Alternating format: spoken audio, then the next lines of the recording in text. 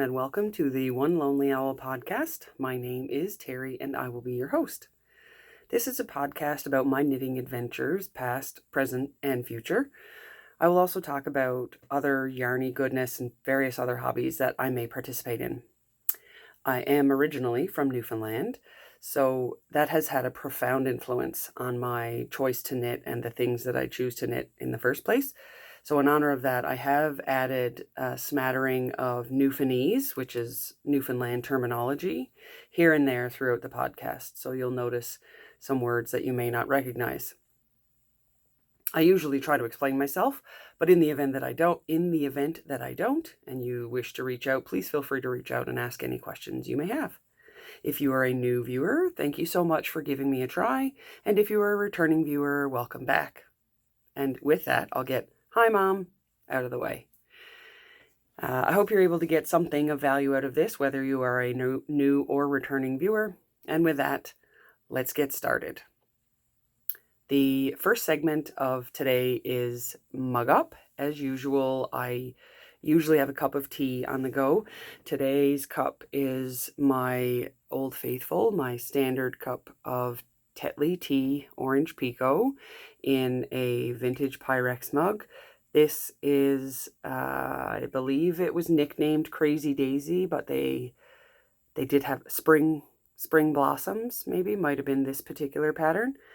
For anyone who may recognize these, this particular pattern was really present in my upbringing because they were my grandmother's set that she had, so I love this particular one. I love them all, but this one reminds me of my Nan, who, if you've watched previous episodes, you know she was the one who taught me how to knit the first time.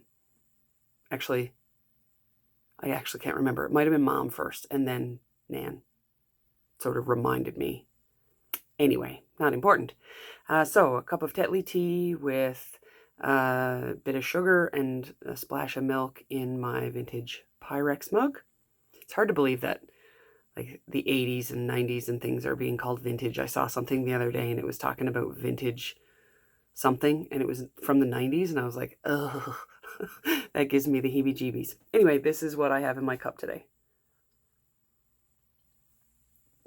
I just realized that I have my show notes to the left as I usually do, and I don't have them open to the right page, so I don't even know what I'm talking about. All right. La is the segment where, first, before I move on, I'll actually explain what la means. In Newfoundland, it's kind of a short word or a shortening of the word look, meaning look at what she's wearing. That's where that comes from.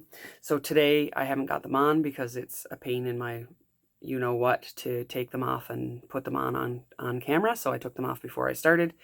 I am wearing the Rolling Brook yoga socks that I knit in, you think I would have written this down.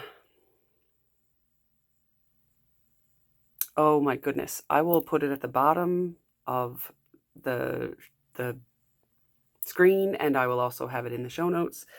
I could tell you that it's a mill in New Brunswick, and no, not Custom Woolen Mills, that's here. I haven't mentioned this, and I was trying to get away with not mentioning this. I have some severe brain fog, and I forget things that I shouldn't forget. Anyway, I'll write it below. It's their sport weight. It's in their brown heather colorway. I've talked about it before. Anyway, the Rolling Brook yoga socks. So I'm going to put those back on. And the pattern is by Mancine. What I am not wearing, but I was wearing right before I started recording, is the Forestland sweater by Jennifer Steingass. I will, if I can find a photo, I'll post a photo of mine right here. And I'll also post a photo of Jennifer's here. So if I wasn't able to find a photo of mine, it was knit with, the main color was navy and the contrast color was, I believe, silver. Both of those were DK weight from Polka Dot Creek. Surprise, Polka Dot Creek. I made it almost 5 minutes without mentioning Shelly from Polka Dot Creek. But yeah, mine was a blue with a silver contrast color, and then Jennifer Steingass had I think a gold color with a gray maybe contrast color. Anyway, beautiful nonetheless. But I was wearing that with full intention that it was cold outside and I was going to wear it in the house and do my podcast. And that did not happen because hot flashes are a real thing when you have had cancer treatment to your cervix and your uterus bites the bullet. So there we are. If you don't know already, I know if Mom is watching, she knows this already because she was there with me the whole time. In the last year, I was diagnosed with cervical cancer in September of 2022 and then thyroid cancer in February of 2023. It is ever present in my life because with the cervical cancer treatment, I basically am going through early menopause.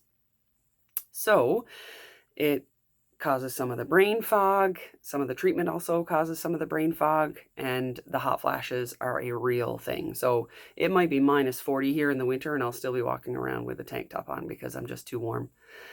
The other thing is, I don't know if you've noticed, or maybe anybody, if you don't know me, you wouldn't notice, but anyone who does know me, if you're watching, you may notice that my voice sounds a little raspy, or at least it does to me, which I don't know if that has something to do with the surgery that I had, but anyway.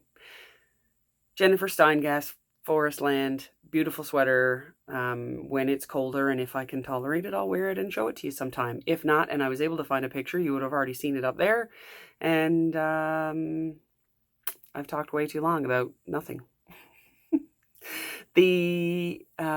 I wanted to mention, I'm not currently wearing it, because if I can't wear the Forestland, I definitely can't wear this one, but I was wearing it all weekend. So this is Labor Day weekend, or it was Labor Day weekend in Canada, and my family and I spent most of it outside. We got a new dog, which I mentioned in the last podcast, and we decided, that we would just spend a bunch of time outside because it, kind of the last summer weekend before school starts and before the weather starts to really cool down.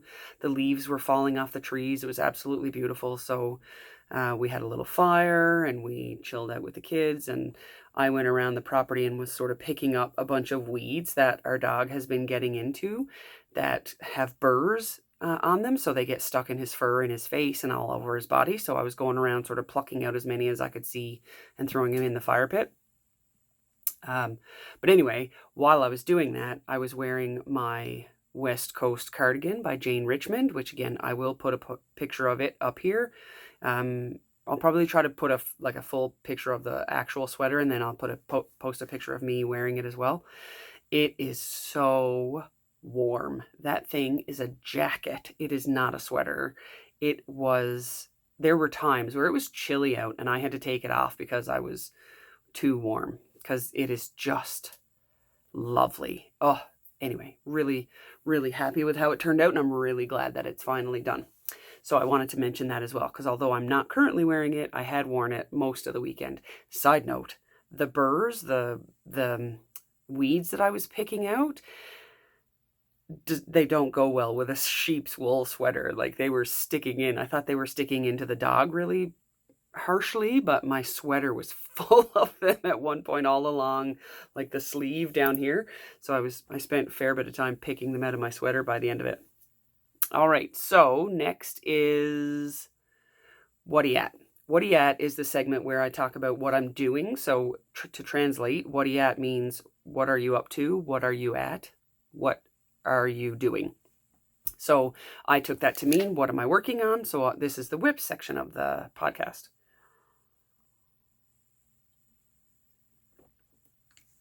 Excuse me. So the first thing is, it is something I'm doing, but it's not really I guess it is a work in progress, but it's an undoing of the work. So a while back, a long time ago, I purchased it's sort of a crochet knit mixed. I say sweater loosely. It's a top, but it would go over a tank top. I purchased two in two different colors, and one of them I wore a lot. It got some wear, and one of the threads broke, so it started to unravel, but not really noticeably. Anyway, I decided that I was going to give it to my daughter to play with as sort of some dress-up clothes. She wasn't really interested in it, and to take a page out of Taylor's book From Wool Needle's Hands, I decided I would unravel it and do maybe, do something with the, I'll call it yarn, but it feels like a cotton, although I know it isn't cotton, it's acrylic of some sort. But anyway, so I was unraveling that. I have not gotten it done. Taylor, I know, does a video where she talks about how to unravel a sweater. This one is a very unique construction, which I'll show you in a second. But this is the fabric or the yarn that is, let's see, hopefully that will, I don't know if you can see that. Hang on, let's see. It is a chainette construction, I believe is what you would call it. Sorry if that did not focus. Anyway, it's a chainette construction. It's a tan color, pretty like neutral. I'm, depending on how much I get out of it. I've got a couple of tiny little balls right now, and then we'll see what else comes out of it. But I'll show you how far I've gotten. I have not gotten very far, spoiler. So this is the shirt itself. And then I've only gotten this little section right here. There's like a rectangle that I was able to actually get rid of part of it. And then there, it's all kinds of hot mess over here. But, if I putter away at it, I figure I'll eventually get something out of it. And if it doesn't work out, then I end up tossing it anyway. What difference does that make? So that is the first thing that I am working on, is unraveling the old sweater to repurpose the yarn into something else. Who knows? Again, depends on how much I get out of that. I don't think I'm going to get very much.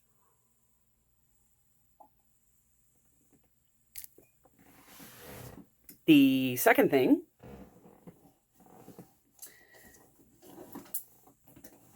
you think I would have had this a little bit closer. So the second thing I'm working on is the Girl from the Grocery Store shawl by Locatelli.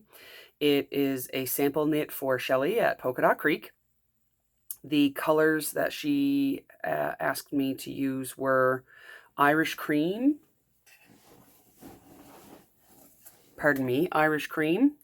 Classic Sock, a 75-25 superwash nylon, 100 grams, 463 yards, and a Hunter Green. So I believe the Hunter Green is a new color in Shelly's collection. 75-25, again, 100 gram skeins. So this is, I think, where I was, I did not get a lot done. I'll explain a little bit later, but I believe I was at the first contrast color, this color number 2, when I first spoke to you guys about it. And then so I've only gotten, a couple inches done. But I am back to the other color, and then I will be rejoining the green. Excuse me. So a couple things that I have been doing with this one. Until a shawl gets sort of like into it, I have a hard time realizing which is right side and wrong side. And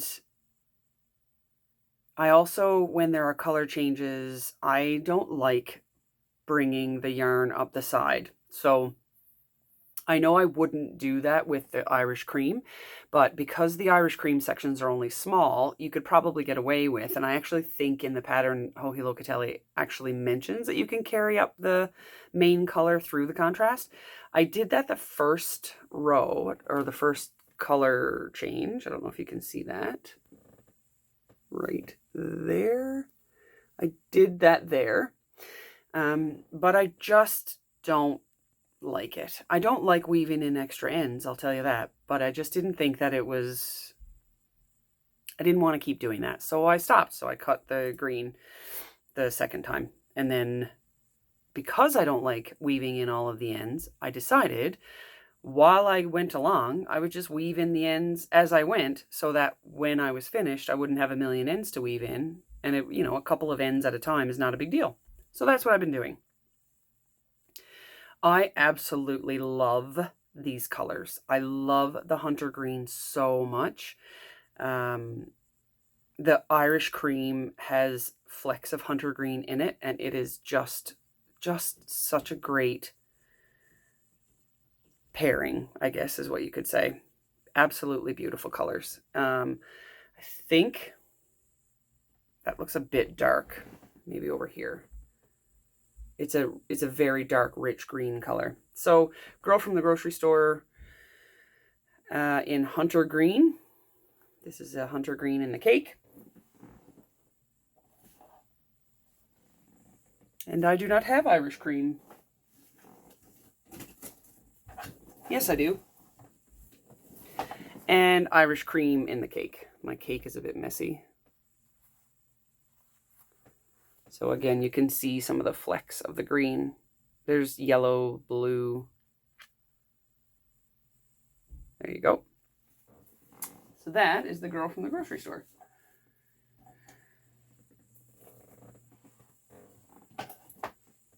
All right. And that's all I've been working on as far as things that I have in progress. Again, I'll talk about a little bit why I haven't gotten as much progress in a little bit, but just wanted to acknowledge that I do have some progress, although very minimal. Ugh, too cold. Yucky. The next segment is Yes By. I've said this, I think, in every single episode. Yes By is a very common term in Newfoundland to acknowledge many different things. The context that I am using it is when you finish a garment or a knitted object or what have you, and you're wearing it and somebody says, "You made that? Yes By." Again, only in Newfoundland. That does not happen in Alberta where I live. But yeah, Yes By is to acknowledge the feeling that others get when they realize that you've created a sweater or a scarf or a shawl or something out of a long piece of string. Anyway, Yes By, finished objects. So the finished objects that I have, well, it's one finished object, but the pumpkin patch socks that Shelley from Polka Dot Creek had asked me to knit, the sock set that it comes with has a 100-gram skein of pumpkin patch, or the main color depending on which sock set you get, and two 20-gram minis. All of those are 75-25. And so the pumpkin patch colorway that Shelley had paired with avocado and spice. And because she gave me free rein to do whatever I wished with the color shifting and changing, I could basically knit whatever I wanted. I did two vanilla socks, one with the avocado as the contrast color and one with the spice as the contrast color. Typically when I do my own socks, I play around. Some have opposite toes, some have the same throughout. I'm able to get a pair of socks with one mini as heels, toes, and cuffs. So with Shelley's sock sets, I can actually get two full pairs of socks out of each one. So the main color for two pairs, obviously, and then one can have one color and one can have the other color. Anyway, enough on that.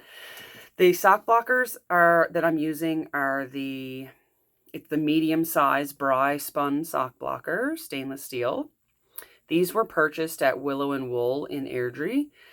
Unfortunately, those guys are no longer in business. I miss them very much, but they closed their shop. So I'm pretty sure you can find Bry spun sock blockers in almost any local yarn store, or I'm pretty sure I've heard of people buying them online as well, especially if you're in America, because Americans have things that we don't have. So the first one I'm going to show is the avocado color. This is the pumpkin patch sock with avocado heel, toes, and cuffs.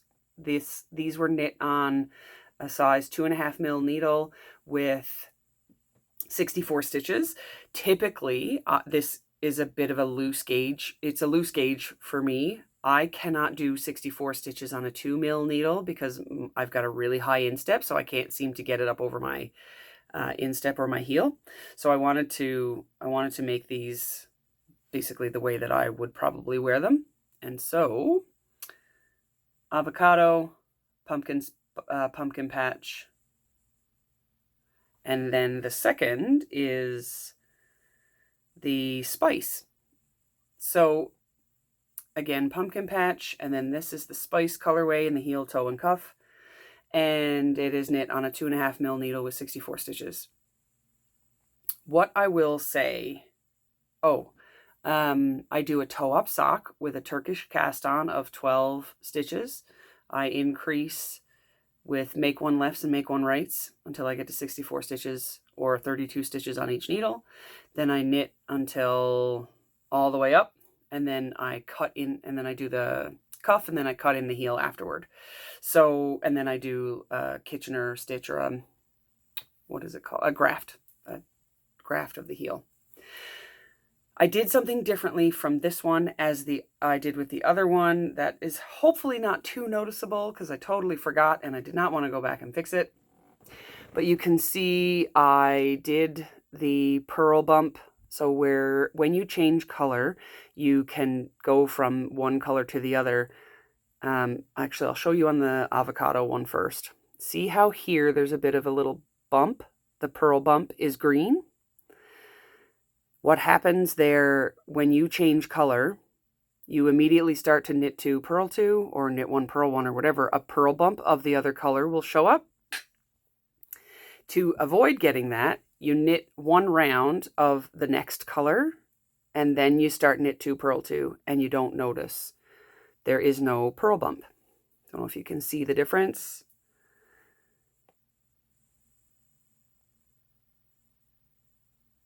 See that difference there?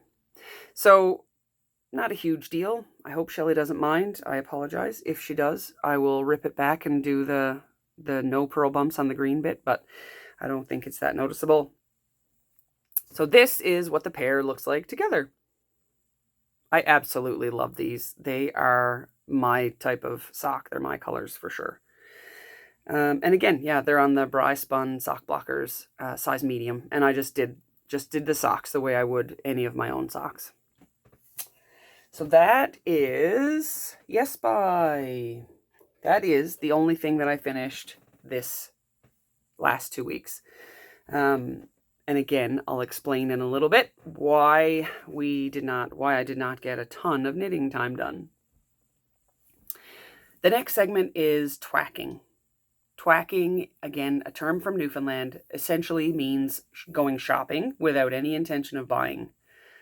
This is the definition of what I did this past 2 weeks. I had absolutely no intention of buying anything, and everything that I did buy, no, that's not true. One thing I bought, I had the intention of buying, but it wasn't really yarn related, but I wanted to sort of throw it in there. Every other thing I had no intention of buying. So the first thing that I will mention is a sock bag from Gardens Crafts. This was the last, I'm pretty sure, the last of her Grinch fabric that she had. I love Christmas. Love Christmas. I really love Christmas. And I'm a big fan of the Grinch, and so are my kids. And I make a lot of Christmas socks. Christmas socks are actually right over there, which you cannot see. I'll show it to you when we get closer to Christmas time. I have a box of Christmas socks that I stole the idea from Jude from the Stranded Dyeworks podcast. He has a box of socks. I think he has like an advent calendar of socks of like 25 pairs. And way back in the day when he first mentioned it on his podcast, I decided I was going to copy him and do that. So I bought a box, started knitting Christmas socks. So this is a sock bag from Polka Dot Creek Gardens Crafts. It is super cute. And then it's a little drawstring for a pair of socks. To be honest, I could probably fit part of a shawl, most of a shawl in here, because it does have a box bottom, which I will show you. Like that's a fairly large bag for one. I mean, definitely could fit a couple pairs of socks in there, but probably even then some. Then, I'll be honest, this was the main reason I had to have this bag, was because it came with these stitch stoppers. Oh my God. So awesome. So awesome. Oh, anyway, I'm so pumped. I cannot wait. I basically am like casting on a pair of Christmas socks as soon as this podcast is over. So yeah, that was my one yarn related purchase this past 2 weeks. And I can't wait. I can't wait to cast on a pair of Christmas socks because it's sweater weather, y'all. The weather has cooled down here a fair bit. And like I said a few minutes ago, the trees, all the leaves are falling off the trees. And earlier, I'd said that I'd put on the Forestland. I had all of the best intention of wearing a sweater today because it's just like that coolness in the air is here. It's tea drinking weather. It's sweater wearing weather. And it's Christmas sock knitting weather. So I'm super pumped and I can't wait. I also noticed, and if any of you haven't yet, I get excited and then I sing. So I apologize that you have to hear that, but maybe you could, I don't know, turn down the volume, or I should give you a warning if I'm going to sing, if it's that bad. Okay, so the sock bag and the stitch stoppers from Gardens Crafts. Anything that I mentioned today, if I haven't already said this, I will link below. I also usually put a little title across the screen so that you can read along with me. The other thing I had no intention of purchasing, when I find something I like, I go a little bananas. So, for example, these mugs. I have a collection of these mugs from various thrift stores, online shopping, etc. But then a friend of mine did me a giant favor. There was a church in southern Alberta that was selling a huge box of 64 of them, and he went and picked them up for me. Bless him. I know he's not watching this, but if you are, hi Ryan. So yeah, when I find something that I like, I usually stick to it. Like I buy 2 of everything. Oh, I like this tank top. I'm going to buy 2. I do that all the time.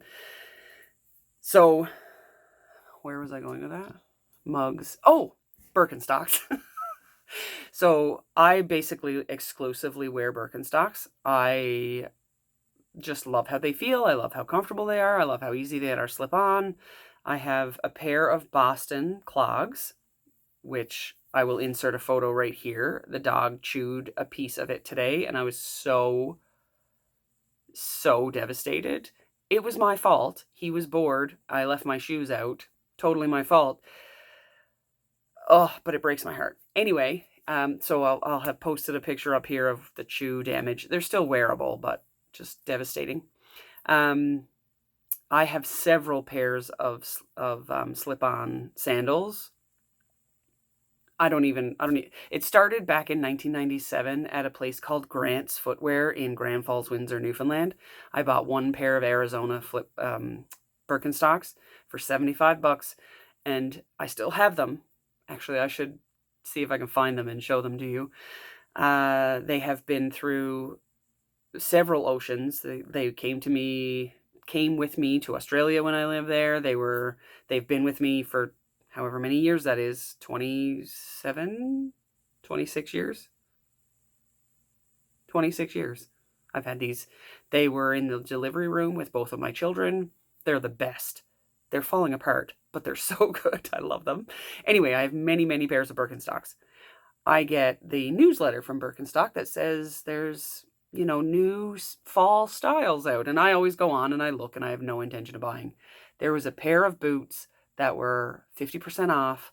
Like, these boots were cheaper than other pairs of sandals that I have, and they're like a full leather boot with lace ups and the whole 9 yards. So I bought the pair of boots. I don't have them yet. I will show them to you the next time when they come in.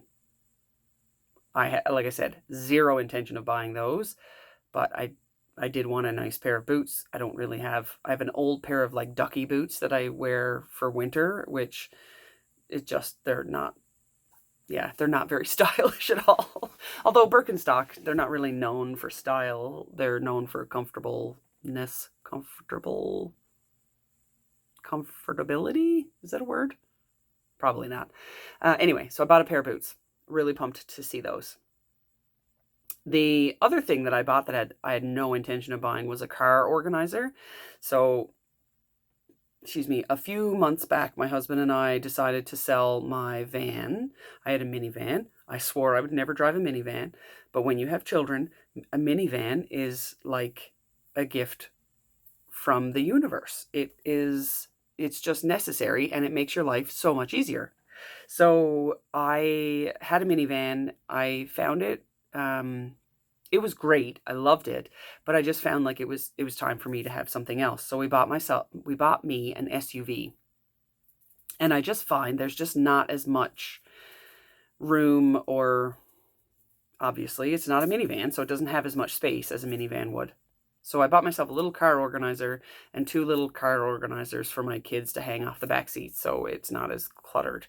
Which, the reason I'm mentioning it has nothing to do with crafting, but it has everything to do with my mental health and well-being, and making sure that I don't feel like there's chaos in my vehicle. So that's why I mentioned those. And then the other thing that I purchased that, again, is for my mental well-being were photo enlargements. So my daughter hasn't started school yet, so she doesn't have a school picture.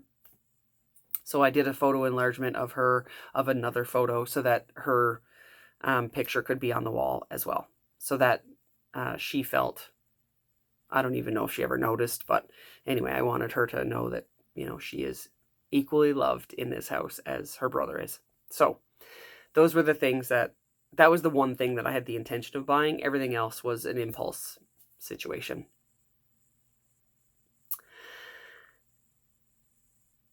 Actually, I'm going to switch it up a little bit. Normally, I would do best kind at the very end. Because of the things that I was just talking about, I'm going to move it into this segment. So the next segment is called Best Kind. Best kind is, again, another Newfoundland term that describes things that are good. Buddy, he's best kind. That recipe, that's best kind. So best kind is another sort of catch-all term that Newfoundlanders will use to describe something. So I talked a little bit about maintaining a healthy well-being, good mental health, and I have previously mentioned our dog. So we just got a dog about a month ago, and he has made a world of difference in my mental health for many reasons. But I did want to mention that because, number one, just having him around, he's funny. He's a puppy, so he's really quirky and bouncy and really happy a lot of the time. So that's really nice to be around, especially when, I might be feeling kind of low. He is adorable. I'll post a photo here. He is fuzzy and he looks a little bit like a teddy bear, and he is super cute. So just sort of snuggling with him brings up the serotonin levels. And then the requirements for a dog, you need to walk him, you need to exercise him, and he needs to be trained. So those two things, exercising and training, do wonders for me. So I don't walk very far with him because he can't walk that far, and he's still being leash trained, which is also good for me because it sort of forces me to maintain my own pacing and respect my own tolerances. But he and I will walk to the mailbox and back, and, we'll do that 3 or 4 times a day.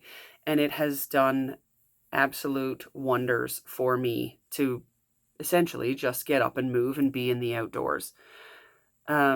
That's the other thing, is he loves being outdoors. So in the morning I get up, I'll make myself a cup of tea, and we'll go outside and just sit on the front deck, and he'll just sit there and chill because he loves being outside.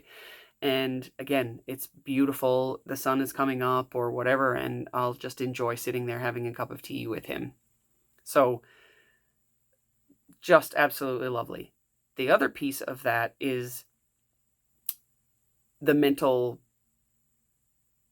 strain, the mental requirement. So I need to be able to be on top of my game, and I need to be thinking, and I've been sort of studying and researching, how do you teach a dog to sit? How do you teach a dog to walk on a leash, etc.?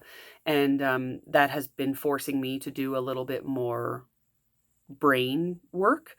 And as I mentioned earlier, brain fog is a real big deal for me right now, and I find that to be somewhat helpful. At least it doesn't help me in other things, but it helps keep me fresh and sort of on my toes at the time. And the irony is I forget where I was going with that. Whatever. If it comes to me, it comes to me. The other things that I have been doing and continue to do, I meditate daily. I have been going to counseling and my family doctor to talk with my doctor about, my medications and things that I can do, the things that really are bothering me. So like brain fog, as an example, is one of the things that really frustrates me. How can I maintain that? How can I manage that? How can I, deal with the things that I find frustrating? Hot flashes, those types of things. And then something that I wanted to mention that I think everybody, at least anyone I know, could use a little reminder about, is putting yourself first. I know it's easy for us to say that. It's easy for me to say that to anybody who might be watching. If we do not put ourselves first, we cannot fill the cup of somebody else. If your cup is empty, you can't fill someone else's cup from an empty cup. So that has been something that I have been practicing, and I will say practicing because I'm not even really that good at it. I put my children first. I put the dog first. I'll put my husband first before I'll do something for myself. So I will continue to practice that, and one of those things is doing this podcast. So I will continue to do things that fill up my bucket so that I can fill up the bucket of others around me. And I had it, whatever it was I was going to say, and I lost it again. Oh, so that's why I don't have a lot of things done when it comes to knitting.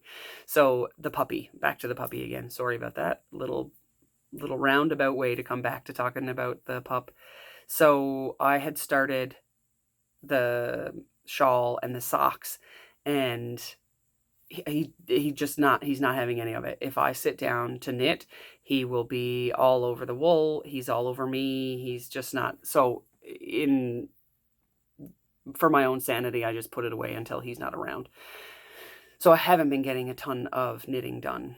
And then during the daytime, when I normally would knit, if he wasn't around, I'm walking with him, or I'm training him, or I'm feeding him, or I'm doing something usually with him, or catching up with something that I haven't been able to do because I've been doing all those things. So, but I did still get some progress, which I am happy about.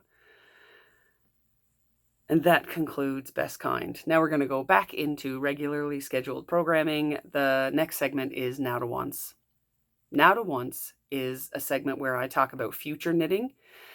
In Newfoundland, Now to Once means I'll get to it soon, basically. So I've been sort of throwing ideas around about what I want to cast on, and I've been talking about like a skirt and a sweater and all these types of things, and a cardigan. And then I believe the last episode I said I want to finish the whips that I currently have on my needles. So the first one is the Flax Light. That one shouldn't be too much longer, but it has basically been put on hold until I have these sample knits done. So that one will be the first thing that I pick back up. And then the world is my oyster, quite honestly. It being winter and sweater weather, I will have the opportunity to do pretty much anything I want. So I think my first plan is to do sort of a heavier sweater, like maybe a worsted weight. I think I'd mentioned maybe the Bly or the Antler cardigan. So I may pick up some needles and do that one. So the reason I would be choosing the cardigan is because I need something that I can easily put on and take off, because these hot flashes are not really conducive to a pullover at this point. So yeah, there's that. Bly, well, not Harvest, maybe Harvest by Tin Can Knits. I believe Bly is Amy Christopher's. Harvest is Tin Can Knits. And what was the other one I mentioned? Antler, also Tin Can Knits. But we'll see. I'm not exactly sure which one I've chosen. But definitely back to my Flax Light, and hopefully get that one finished, because all I have left is the ribbing and the sleeves. And then I'm finished, which won't take me too long. The other thing that I didn't intend on talking about was my paint by number. So this hot mess that is right there, that is my desk that requires some filing, but also under it is a paint by number that I have been working on that I found immense joy in, and I want to get back to that, which I will. Again, all these things, they're all kind of in my periphery. They're not forgotten about. Just not a priority at this moment in time. I feel like I'm forgetting something that I was going to mention about my future knitting. Whatever it was is gone. Jigs and Reels. Jigs and Reels is the next segment where we talk about things that I've been watching, reading, listening to. Again, term from Newfoundland. Jigs and Reels are songs and dances, and I sort of use the play on words with reels as in something that you'd be watching. And anyway, it's kind of loosely things that you'd be reading or interested in. Anyway, so yeah, Jigs and Reels is the next segment where I talk about the things that I'm reading and watching. This has been the biggest segment this particular time, and the last podcast episode, I believe it was as well. The first thing, I renewed my library card. My local library, I think it's an annual membership or whatever, so I renewed mine, and I'm happy to continue to do that. I love local libraries. I'm a big fan of, obviously, local yarn shops, but support your local library. Go and twack around in your local library with no intention to buy, obviously, but pick up a book and maybe you'll surprise yourself with something that you enjoy. I had stopped reading for a significant amount of time, having small children at home, and now I get so much joy out of spending some alone time reading a book, be it in a hard copy, like a paperback or a hard copy, or listening to an audiobook. I have a lot of those sort of queued up so that I always have something on the go. So check out your local library. I love mine. I'm a big fan. So I finished His and Hers by Alice Feeney. Alice Feeney always has these unbelievable twists that you don't see coming. I always think I'm going to outsmart her and I'll figure it out before the end of the book, and I'm usually not right. I haven't figured it out yet. The Comfort Book by Matt Haig. Matt Haig is the author of one of my favorite books of all time called The Midnight Library. So I basically queued up all of his books from my local library, and I've been reading through those a little bit at a time. The Comfort Book is a bit of a smorgasbord of stuff just into one compilation, and it's just quite lovely. Some of it's recipes, it's things about mental health. It's an easy, slow, an easy read. It's not a big book, but I quite enjoyed that. I have also, I think I mentioned this last time, I haven't read any of it since, but the book club book for my library's book club, which is, I can picture it on my bedside table, The Once and Future World by J.B. McKinnon. That does have a question mark after it. If I'm wrong, I will have put the correction here, but I think I'm right. The Once and Future World by J.B. McKinnon. So I haven't read any of that since. I'll have to plow through that before our book club meeting. The things that I have been listening to. So, two main artists were Makem and Clancy. I'm a big fan of sort of folk music, old Irish traditional music, and Tommy Makem and Liam Clancy get together to do Makem and Clancy, and sometimes the brothers, I think, are involved from the Clancy side. And I absolutely love the Makem and Clancy. I think it's called the Makem and Clancy Collection. It's an album from my childhood. I absolutely love it, and I have it on my old iPod that is in my vehicle, and I absolutely love it. So I was just listening to that when I was driving around the last couple of weeks, and Corey Tetford in the morning. So Corey Tetford, if you haven't already watched, I believe I mentioned him in episode 1. Absolutely love him, love his albums. He is a voice of an angel, so I was listening to In the Morning. I'm going to come back to that in a second to mention that album again. And then 2 movies, not my choices, the Super Mario Brothers movie and the Paw Patrol movie. My kids like to watch the same movies over and over, so I've seen each of those movies about a zillion times each. And yeah, I recommend them if you have a couple of 5-year-olds in the house. And then the other thing that I was listening to is I was finishing up season 1 of Backstage at the Vinyl Cafe. If you are not familiar, the Vinyl Cafe was a radio show on CBC Radio. And I can't remember the year that it was finished. I'm going to guess 2018. So the Vinyl Cafe was a radio show by Stuart McLean, and he passed away, and I think it was 2018, but again, I'll correct myself. I loved that radio show. I own all of his books, all of his CDs, or most of his CDs. Big fan of that radio show. It obviously, when Stuart passed away, the radio show was no longer, and last year, Jess Milton, who is the producer of the Vinyl Cafe, started this podcast, which is called Backstage at the Vinyl Cafe. So the format is they run 2 shows, 2 stories from Stuart. And so Stuart tells these stories from previous recordings, and then Jess fills in the transitions with things that stories that she tells about Stuart and her time on the road. And it is just lovely for many reasons. 1, that you get to hear Stuart's voice again, and 2, that you get to hear a little bit about what goes on in the background and kind of how the stories came to be in some cases. Also, Jess is a great storyteller, and she is quite lovely as well. So if you haven't, give it a shot. Backstage at the Vinyl Cafe. You can find it on anywhere that you get podcasts.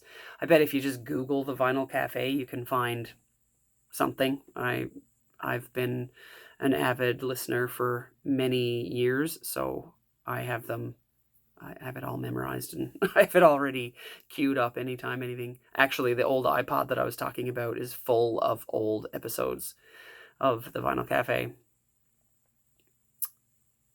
Right, so that's it. Have I watched? I don't even know if I have watched any. I might have watched a couple of episodes of Wool Needles Hands. I don't think... Oh, and I started a Needles at the Ready and Stitches Be Slippin'. So I haven't finished the Needles at the Ready episode, and I'm caught up on Stitches Be Slippin', but I'm behind on pretty much everybody else. Again, the dog, he's taking up so much time. Like, I haven't been able to knit, haven't been able to watch podcasts. Too much. Hey again, sorry. This is, 5 seconds later me. I had said that I was going to come back and talk about something, and I never did. So I just wanted to, maybe I'll plop this in the middle somewhere so it will be all out of turn. But anyway, wanted to come back and talk about something that I had mentioned when I was talking about Corey Tetford's album In the Morning. I had said that I was going to come back and mention something, and I wanted to share a little bit about what I had said earlier with my cancer diagnoses. The 1-year anniversary of my diagnosis is coming up, and I wanted to share a little bit about how that has impacted my life in the last year. So In the Morning, the reason it brings it to mind was the day that I was basically the day that I went into the emergency room. I was listening to In the Morning as I drove to the hospital. I had had several symptoms prior to many weeks of symptoms where I was, getting care from my family doctor, getting care from the emergency departments as necessary. And one night it had sort of come to a head where I'd said to my husband, I just need to go into the city. So I drove into Calgary and I went to the Foothills Hospital emergency room. And from there, that following morning, I was diagnosed with cervical cancer. On my way to the hospital, I was listening to Corey Tetford's In the Morning. And any time that I hear any of the songs from that album, it brings me back there. The reason I wanted to mention it was I wanted to share a little bit, and if anybody out there is watching, if you have any ideas of how to address the 1-year anniversary, I'd love your ideas. So it's the 5th of September when I'm recording this. When you see it, it's going to be the 6th of September if you watch it the day that it is uploaded. And the anniversary of my diagnosis was the 16th of September.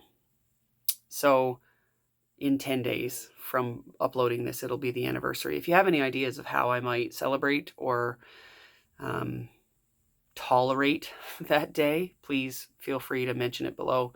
If you know me personally, send me a text or pop me a message on any of the platforms that you might have me on. Yeah, it's a tough thing for me. The closer it gets to that anniversary, the more anxious I feel.